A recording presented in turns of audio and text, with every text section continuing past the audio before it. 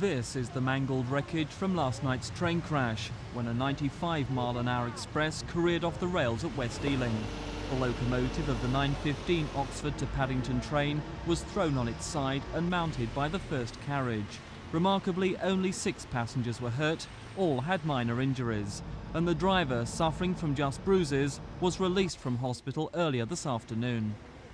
We saw the train coming along.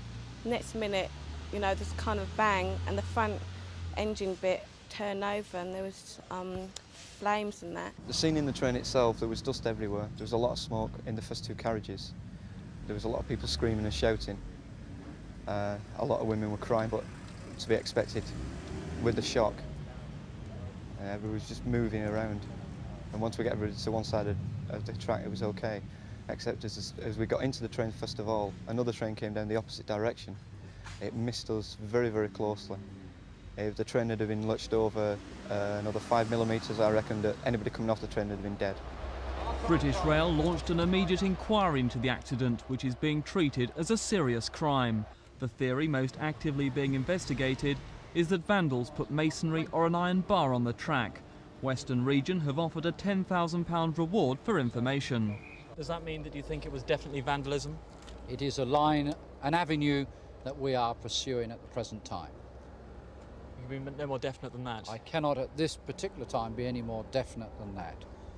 Today, some local residents said the large amount of rubble and debris left along the trackside was an open invitation to vandals.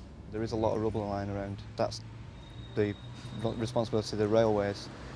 It makes it easy to put stuff on the line. But after saying that, who should put stuff on the line? What reason? There's a lot of debris lying around the tracks here to make it easy for someone to throw something on a line. That will be the subject of an investigation and will be taken into account.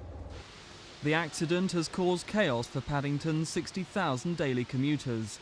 Only a handful of trains have run all day, and BR warn of serious disruption for the rest of the week.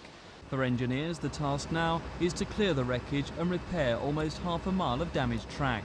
It's a process which is likely to take several days.